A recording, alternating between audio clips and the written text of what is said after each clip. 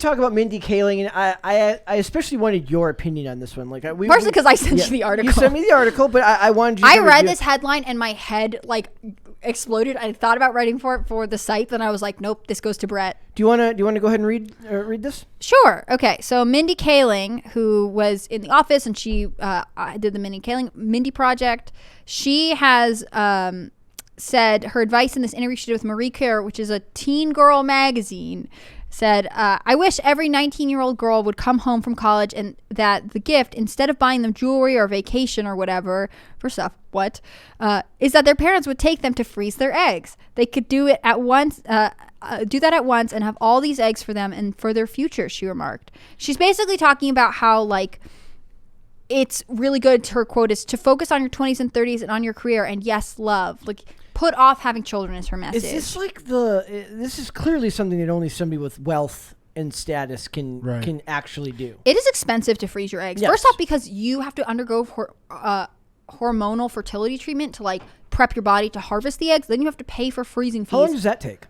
It can take a couple of months, but it's like it is disruptive to the body. So when you're 19, she wants you to come home from college and then go through this extremely disruptive process. Yeah. She wants you to inject hormones that you don't need in your perfectly functioning body. Because feminism. And I guess the idea is like, then you have saved your good eggs. So when you get off birth control, like they're still there or something. Also, why would your parents fund this crazy lifestyle? Why wouldn't your parents encourage you to think of having a family as a positive part of your future, not something that will hold you back from living a wonderful and wild 20s and 30s? I'm really thinking it twice about giving my take on this because like one day I'll be a top G as well, and I don't want this to like come back and bite me. Now I have to know what you want to say. Oh man, top this G is a legendary cope. In what way? This is cope sprinkled with cope and with a douse of wambulance. This is if this isn't like textbook projection, I don't know what is. Like, I just think this is just how, oh my goodness, dang fun are we saying this? We are for the culture! And like, I just think this is how her life worked out. Yeah. I don't know if this is how she wanted her life to work out, and this is how her life worked out. And she is just saying it for, Thank you. Potential, I don't know how to pronounce her name. What's her name? Mindy Kaling. Mindy Kaling's in the future to be like, hey, this isn't bad. This is like girl boss stuff, because you do have to focus on your job and whatever, and then love. Well, then her next thing is like, and the thing is, when you are emotionally ready to have kids, and even if you don't have a partner, you could still have kids. Team, why are you coaching people to live like messed up lives? Why don't you tell people the truth, which is that like life comes with a lot of choices, and sometimes you have to commit to a relationship and sacrifice things. And actually having kids at an early age could perfectly be great. It doesn't mean that your life is over. Like, that's what I hate about the way Hollywood talks about motherhood. It's like, I had this career, but I had to leave it all behind because I wanted to be a mom. Like, the amount of like bragging they do about abortions just so they can have a career is disturbing. Yeah. I think all she's trying to say is like, this is perfectly fine because I'm doing it right. There's nothing wrong with what I'm doing. It's like, no, there isn't. Look, live your life the way you want to live, For girl. real. But let's be real. Most people can't afford to just consistently pay for freezing fees and then undergo IVF again when they want to have a kid, which is what you're advocating. IVF, like one round of IVF can be anywhere from $20,000 to $50,000. Are you telling me that like you think that your parents, these college girls whose parents are probably paying the tuition, should pay to freeze their eggs and then pay later to have them put the eggs back in when they have a perfectly functioning body? Because they just think about how life works as they live it. Also, that you don't have to have a traditional family because a traditional family is oppressive now. Well, and this is the thing that I think this is a harder thing to talk about, but like we kind of coach young people to not get too serious with people that they're dating too early on, because there might be something better around the corner. You might go to grad school in a new city and meet someone else, and then wouldn't you be sad that you stayed with this person who you actually have a great relationship with? I think that we are afraid of commitment in so many ways. I think the fear in Hollywood of children has a lot to do with this. Like, once you have a kid, you are committed, you are stuck. And if you want to be a good parent, you have to sacrifice in a lot of ways. It's a big thing for them to talk about, like, why so fast? Why have kids and get married in your 20s? But they don't tell you that you're much more, like, your ability to have kids in your 30s goes way down. Yeah, and like she's saying that like you should put it off. You live your 20s and 30s. Yeah. So have a kid when you're 40 so that when they're 40, you're 80? Question mark? Like this doesn't make any sense. It is good to have kids whenever you feel ready for them, and I wouldn't advocate anyone who doesn't want to become a parent, have a kid before they feel ready. On the other hand, like I think this idea that like, well, you could just with science put it off is a lie, and it's ultimately telling people to live a more disruptive life where they are taught not to just commit and pour into things that are important to them. Don't you have to like pay for them to like for like the maintenance once they're frozen as well? Yeah, you have to pray to freeze them, and then like I said, you can't just be like, well, I'll eat the egg and then I'll get pregnant. Like you have to go through IVF again. I want to imagine for a second that, which is more hormones, which is more disruptive to the body. Sorry, keep going. let's just change this a little bit and say, imagine your parents said this to you, but now imagine your parents come to you and say, we want to freeze your head if you die, so that we can bring you back to life once we conquer the death barrier. No, I would counter with, if your parents look at you and say, hey, we'll pay for you to freeze your eggs because we really want you to focus on your career, you should say, will you actually save that money and make it a down payment on my house instead, so that when I have a family, I can live somewhere with them. Do they just want to get rid of the concept of fathers altogether? Yes. And also they want it to be like, they want it to be like, they want to give women this unrealistic idea that like science has advanced so far that you can have it all. The thing is, all of it is not always that great, and you have to make choices and be decisive in life on occasion, and that's really hard. Like committing to a partner and committing to having children, like I get it, that's not something to take lightly. On the other hand, thinking you have this weird loophole and mommy and dad are going to pay to freeze your eggs, like also very serious and bad. Only a rich person would make that claim. It's like saying, like, if you're poor, buy a house.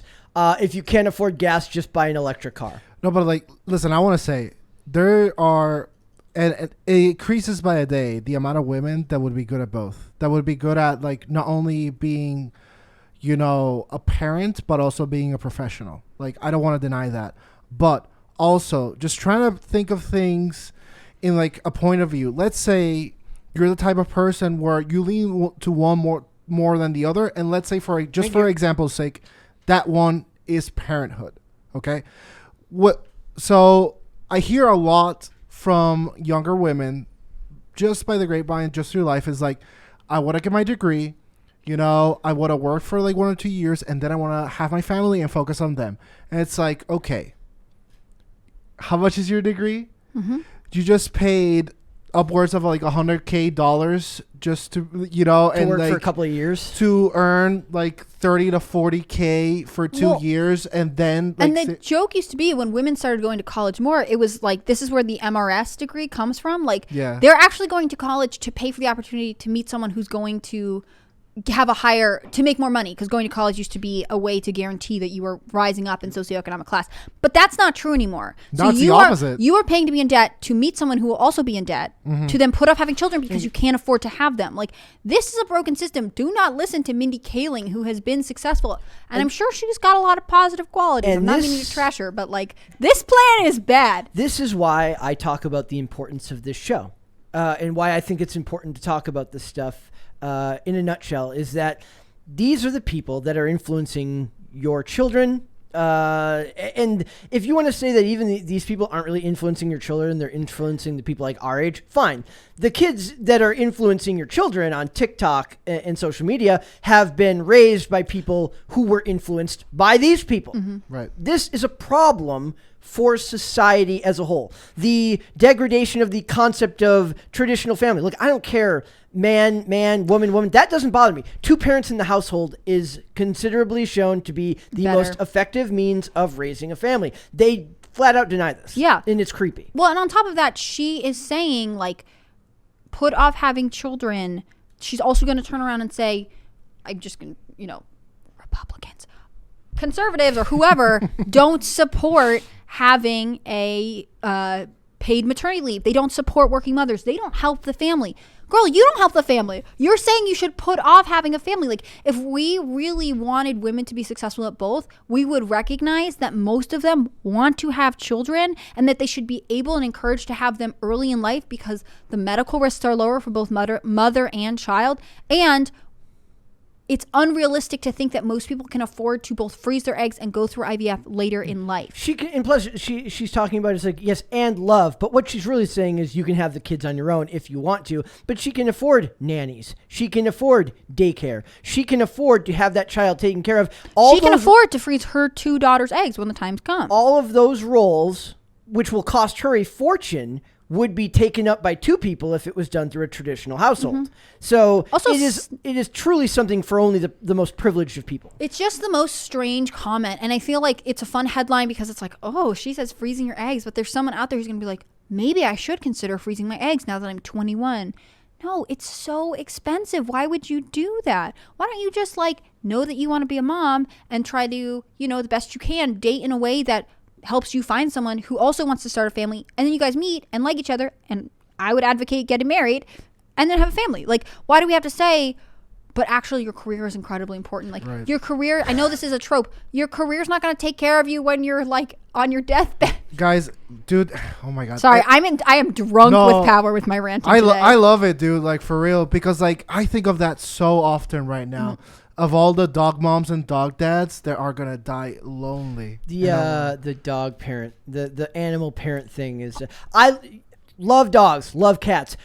Talking about it like it's your kid is weird. No, also Absolutely. Like you're doing that because you're being told you shouldn't have children, and maybe it's too expensive for you to have right now. But also like maybe you just have to decide what your priorities are. Again, I love animals. I think that if you have a dog that you love, excellent, great, 110%. But think carefully about whether you are just trying to put off growing up and having a child. And additionally, I feel like a counter argument that they might do against like the point that we're presenting is that, oh, well, you just take on the debt. It's like a worthwhile cost. You focus on your career and eventually you'll make it up.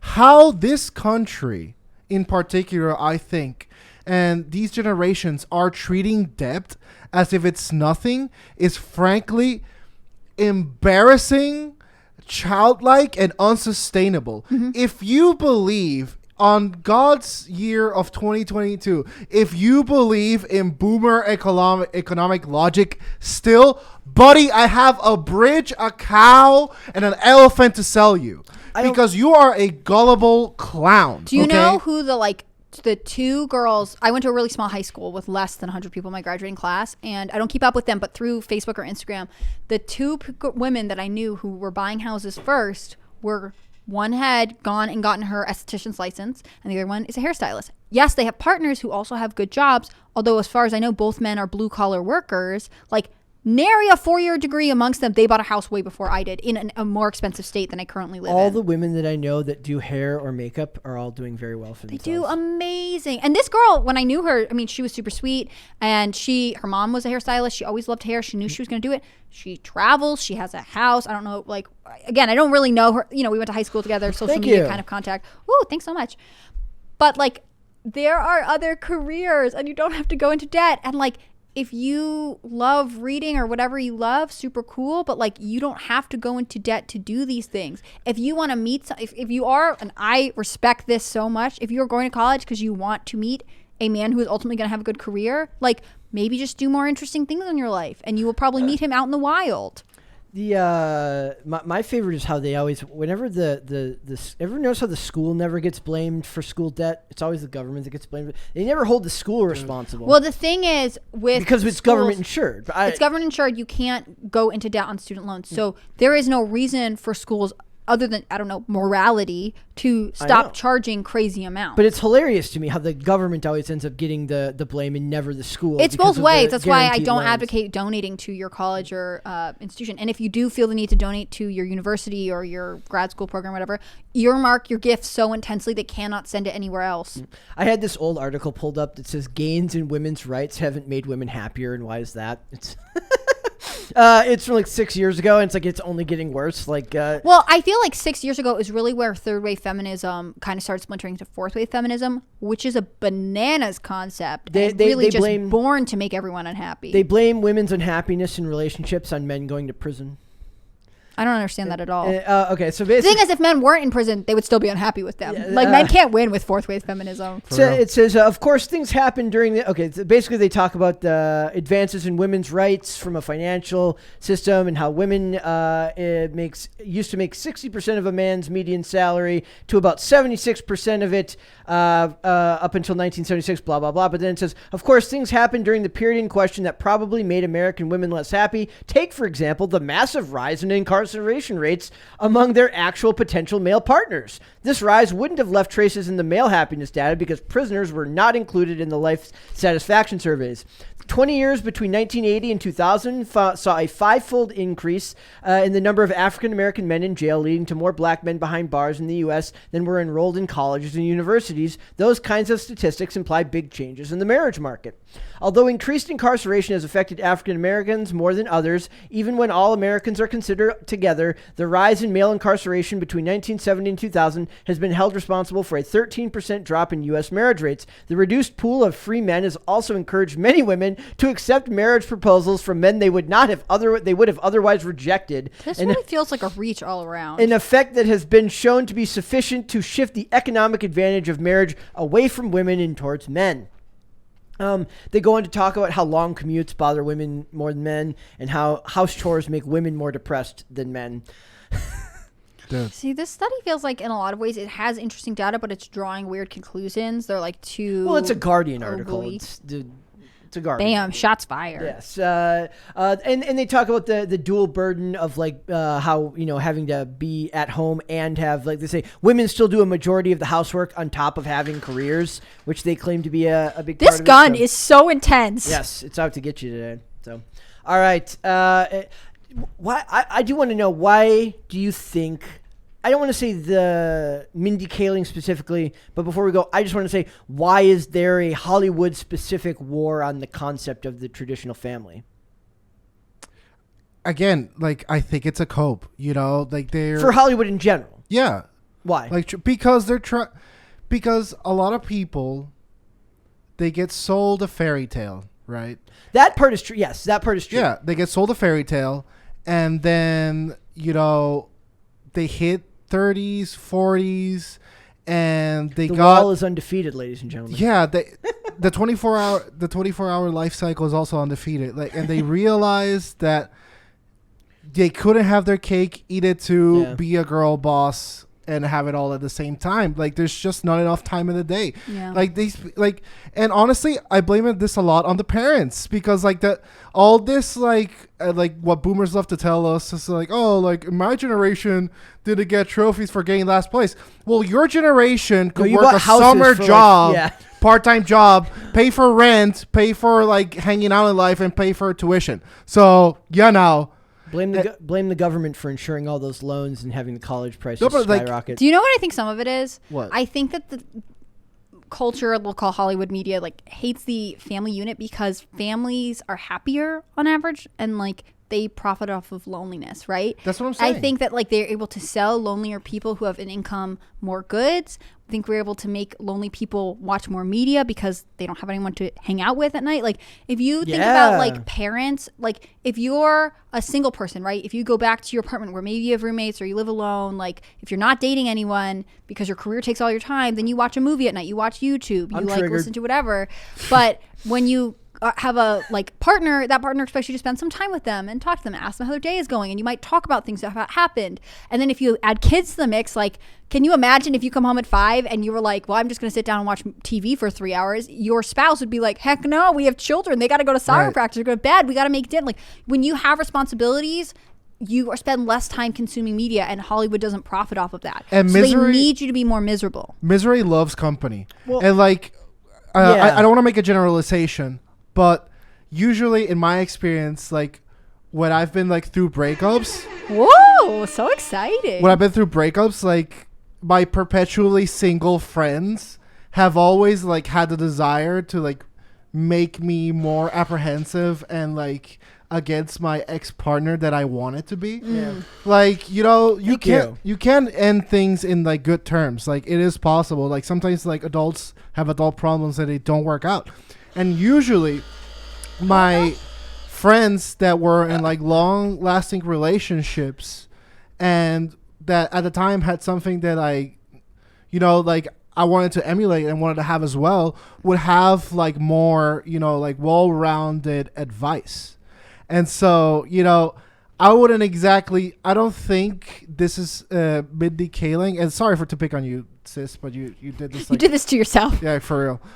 I don't know if if you want to have like a loving marriage and children, if this is the advice to take, you know. I don't ask like workout advice from Lizzos. You know what I'm saying? I don't blame you. I think some of it's also partly you tell the stories that you know, and if they're living non-traditional lifestyles that they can afford to through the amount of money that they make, they tell non-traditional stories, and that just gets to be what's fed to us. So, thanks for watching this clip, guys. If you want to see full episodes or follow us on social media, links are in the description below. Bye. Bye.